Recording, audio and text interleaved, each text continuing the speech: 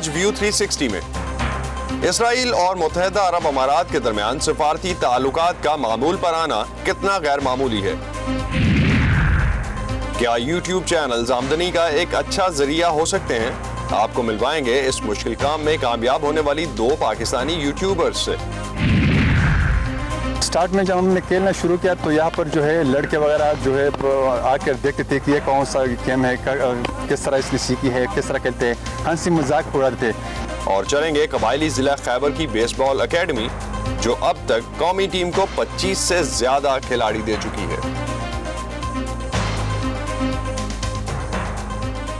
Voice of America Washington سے آپ سب کو خوش آمدید۔ آپ دیکھ رہے ہیں پروگرام ویو 360۔ میں ہوں اسد اللہ خالد۔ کیا مشرق وسطیٰ کا علاقائی اور سیاسی منظرنامہ بدل رہا ہے؟ ایک طرف اسرائیل اور متحدہ عرب امارات کے درمیان اچانک سفارتی تعلقات کا قیام ایک تاریخی تبدیلی قرار دیا جا رہا ہے، لیکن ساتھ ہی اس پر خطے میں جو رد عمل سامنے آ رہا ہے وہ غیر متوقع نہیں۔ صدر ٹرمپ کہتے ہیں کہ انہوں نے ناممکن کو ممکن کر دکھایا اور فلسطینی اسے ایک دھوکہ قرار دے رہے ہیں۔ Everybody said this would be impossible. سب کہتے تھے کہ یہ ممکن نہیں ہوگا۔ 49 سال بعد اسرائیل اور متحدہ عرب امارات سفارتی تعلقات قائم کریں گے۔ I believe there's a good chance. مجھے یقین ہے کہ ہم اور ملکوں کو بھی امن کے اس وسیع ہوتے دائرے کا حصہ بنتا دیکھیں گے۔ ترفض القيادة الفلسطينية۔ فلسطینی قیادت متحدہ عرب امارات کے اس اقدام کو مسترد کرتی ہے اور اسے یروشلم، الاقصی اور فلسطینیوں سے دھوکہ قرار دیتی ہے۔ مصر اور اردن کے بعد متحدہ عرب امارات وہ تیسرا عرب ملک بن گیا ہے جس نے اسرائیل کے ساتھ تعلقات معمول پر لانے کا فیصلہ کیا۔ اس کے بدلے اسرائیل مغربی کنارے کے ایک بڑے حصے کے الحاق کا منصوبہ روک دے گا۔ اگرچہ اسرائیلی وزیر اعظم نے یہ بھی کہا ہے کہ وہ اپنے ارادوں سے پیچھے نہیں ہٹ رہے، صرف انہیں ملتوی کر رہے ہیں، مگر اماراتی قیادت کہتی ہے کہ اس نے حقیقت پسندی کا راستہ اپنایا ہے اور کچھ دے کر کچھ لیا ہے۔ اس پیش رفت پر علاقے کی عرب اور غیر عرب ریاستوں کے درمیان اختلافات بھی نمایاں نظر آ رہے ہیں۔ مصر، اردن، عمان اور بحرین نے اس اقدام کا خیر مقدم کیا ہے، جبکہ ایران اور ترکی نے مخالفت کی ہے۔ اسرائیل اور متحدہ عرب امارات کے درمیان معاہدے پر باقاعدہ دستخط کچھ ہفتوں بعد واشنگٹن میں ہوں گے، لیکن اس کے اعلان کے بعد سے ہی فلسطینی علاقوں میں مظاہرے ہو رہے ہیں۔ فلسطینیوں کا کہنا ہے کہ عرب قیادت نے انہیں بھلا دیا ہے، لیکن وہ اپنا مقصد نہیں بھولے۔ میں اس امن عمل سے اتفاق نہیں کرتا۔ اس سے فلسطینیوں اور ان کی مہم کو نقصان پہنچے گا۔ مجھے لگتا ہے کہ سب عرب ملک فلسطینیوں اور ہمارے مقصد کو بھول چکے ہیں۔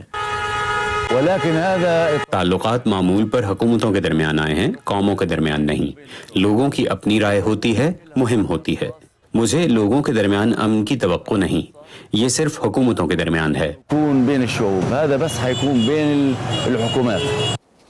دوسری جانب اسرائیل میں یہ اعلان سامنے آنے کے بعد دارالحکومت تل ابیب کے سٹی ہال کو اسرائیل اور متحدہ عرب امارات کے پرچم کے رنگوں سے روشن کیا گیا ہے، لیکن انتہائی دائیں بازو کے گروپ جو کہ مغربی کنارے کا اسرائیل سے الحاق چاہتے ہیں وزیر اعظم نیتن یاہو پر سخت تنقید کر رہے ہیں، جبکہ عام اسرائیلیوں میں بھی ملا جلا رد عمل پایا جاتا ہے۔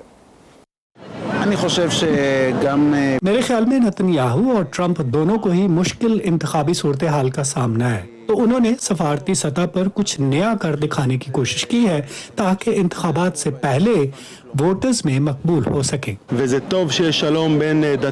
اچھی بات ہے کہ اگر اسلام، یہودیت اور مسیحیت کے درمیان امن ہو جائے، اس کا صرف اچھا نتیجہ ہی نکلے گا۔ آئیے اب دیکھتے ہیں کہ اسرائیل اور متحدہ عرب امارات کے درمیان سفارتی تعلقات قائم کروانے کا یہ اقدام ٹرمپ انتظامیہ کے لیے کیا اہمیت رکھتا ہے۔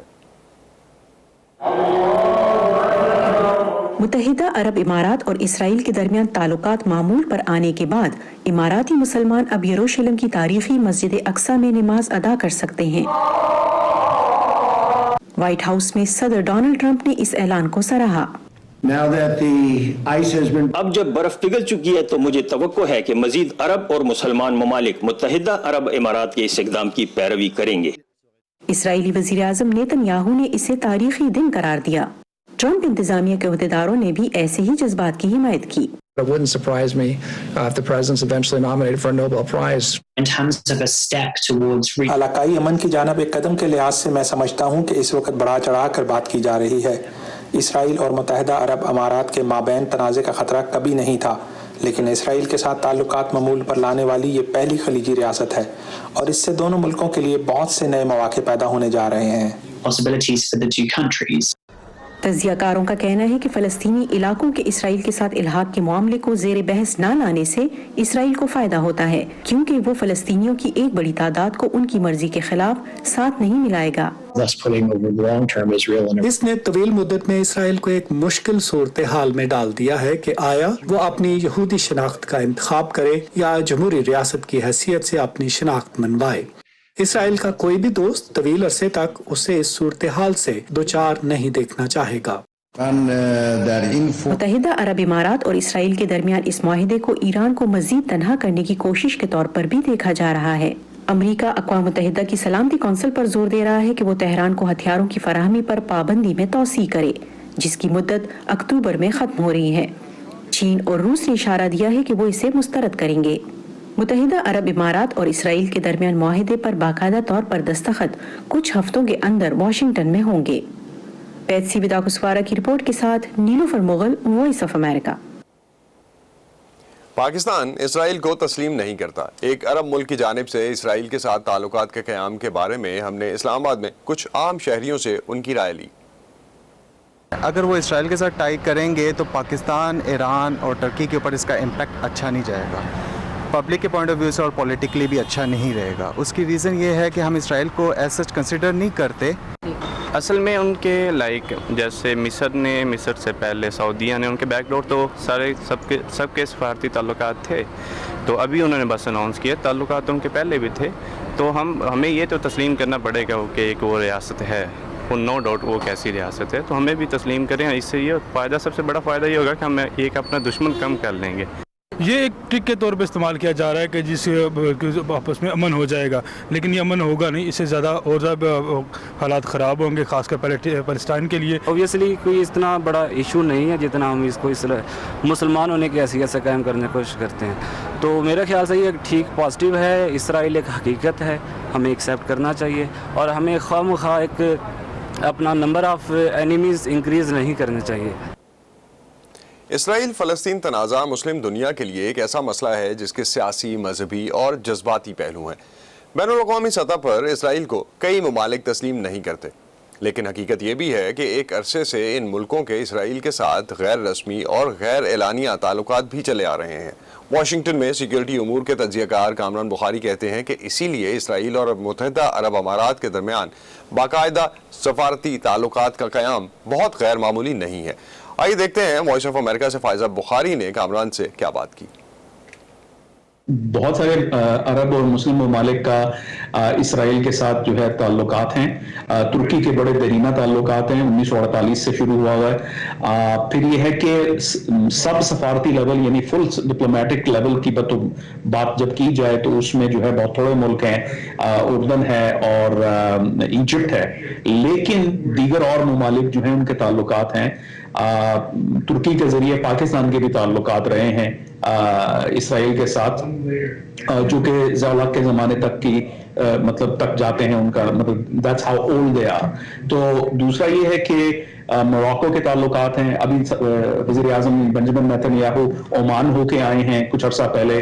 بحرین کے ساتھ تعلقات ہیں، قطر کے ساتھ تعلقات ہیں، سعودی کے ساتھ ملاقاتیں ہوتی ہیں کھل کر. کہنے کا مقصد یہ ہے کہ یہ کوئی اتنا بڑا ایشو نہیں ہے. اس ڈیل کی ایران اور ترکی نے بہت سخت الفاظ میں مذمت کی ہے، جبکہ دیگر جو عرب ممالک ہیں ان میں ایک پازیٹیو اس کا امیج ہے. تو کیا اس معاہدے سے عرب ممالک کے درمیان کسی بھی طرح سے خلیج میں اضافہ ہو سکتا ہے؟ دیکھیں، میں سمجھتا ہوں کہ اس میں بھی بہت ہی پیچیدہ مسائل ہیں. پہلی بات تو یہ ہے کہ ترکی اور ایران جو ہیں وہ عرب دنیا کے اندر اپنا اثر و رسوخ بڑھا رہے ہیں. وہی ہیں دو کمپیٹیٹر. جو عرب دنیا جو ہے وہ ہالو آؤٹ ہو رہی ہے، آٹوکریٹک میلٹ ڈاؤن ہو رہا ہے، ریجیمز کمزور ہیں. دو بڑی طاقتیں جو کہ کمپیٹ کر رہی ہیں انفلوئنس کے لیے، وہ ایک ترکی اور ایران ہے. تو ان کے سارے رد عمل کو اس کانٹیکسٹ میں دیکھنے کی ضرورت ہے. کچھ ہی دن پہلے جو ہے بات چیت ہوئی ہے متحدہ عرب امارات کے لیڈرز کی اور ایران کے.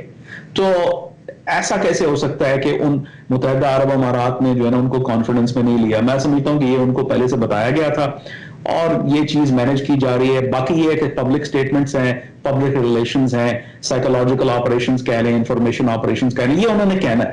ہاں خبر تب ہو کہ اگر ایران کچھ نہ کہے, خاموش رہے, پھر بندہ کہتا ہے کہ اچھا یار یہ کیا ہوا ہے, ورنہ یہ تو ایکسپیکٹڈ ہے, متوقع ہے. ترکی جو ہے وہ اپنا UAE جو ہے بہت زیادہ پش بیک کر رہا ہے ترکی کی جو ایکسپینڈنگ فٹ پرنٹ ہے مشرق وسطیٰ میں, تو ظاہر ہے ان کو ایک موقع مل گیا ہے تو وہ بات کر رہے ہیں. عرب اسرائیل تعلقات پر مختلف تجزیہ کاروں کا نقطہ نظر آپ کو ہماری ویب سائٹ urduvoa.com پر ملے گا. یہ سارا کانٹینٹ آپ کو ہمارے فیس بک پیج facebook.com/VOA اردو پر بھی مل سکتا ہے. اس کے علاوہ ٹویٹر اور انسٹاگرام پر ہمارا ہینڈل ہے @urduvoa. کہتے ہیں کہ خبریں تو بھائی لوکل ہوتی ہیں, لیکن جب ہمارے اور دنیا بھر کے مسائل ایک سے لگنے لگے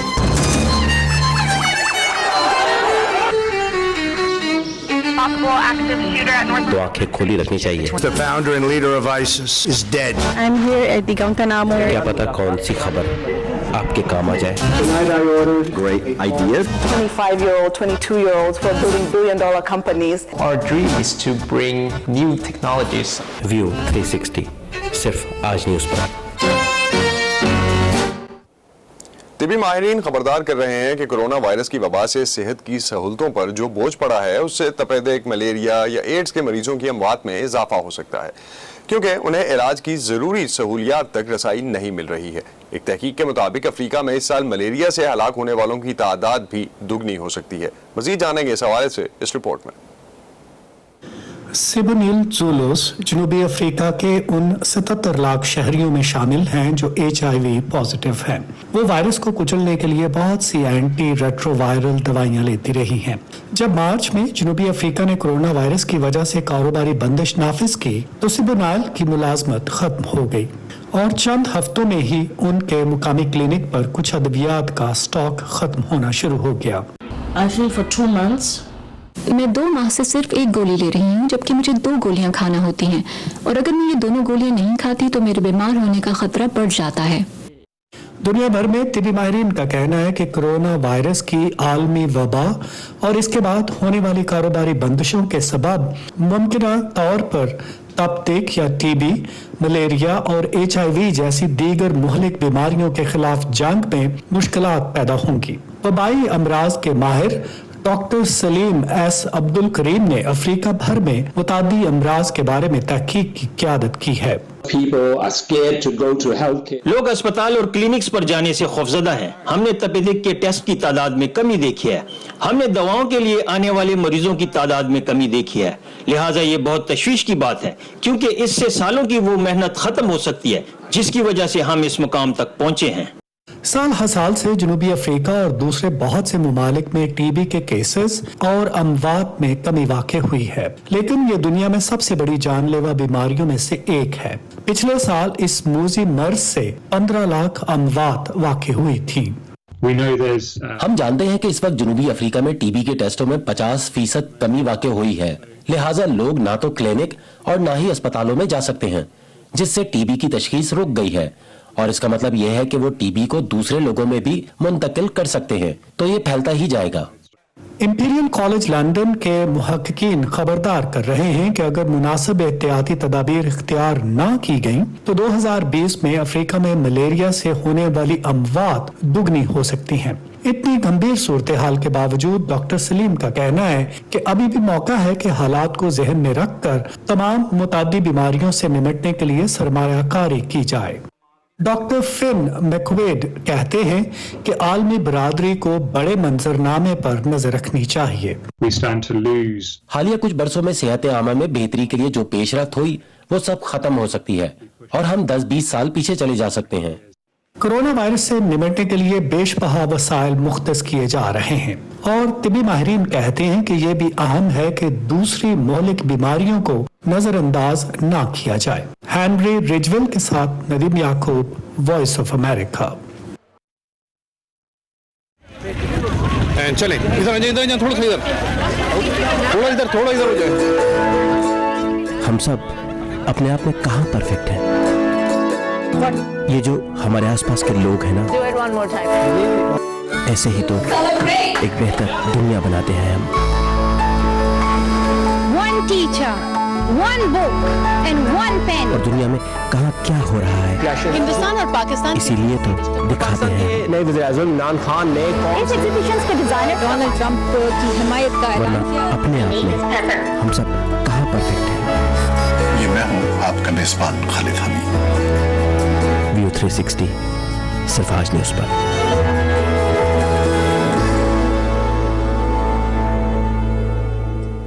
اور آج کل سوشل میڈیا کا دور ہے، ٹیکنالوجی کا دور ہے، تو کیا یوٹیوب چینلز آمدنی کا ایک اچھا ذریعہ سمجھے جا سکتے ہیں؟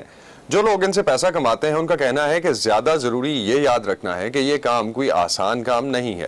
کرونا وائرس کے سبب سرگرمیاں محدود ہونے سے جب ویڈیوز کی طلب بڑھ رہی ہے تو یوٹیوب سٹارز کا کام اور بھی مشکل ہو گیا ہے. کراچی سے سدرا ڈار ہمیں ملوا رہی ہیں دو کامیاب یوٹیوبر سے جن کے پاس اب سلور بٹن بھی ہے. یہ سلور بٹن ہوتا کیا ہے اور اس کو پانے کے لیے کتنے جتن کرنے پڑتے ہیں، آئیے جانتے ہیں اس رپورٹ سے.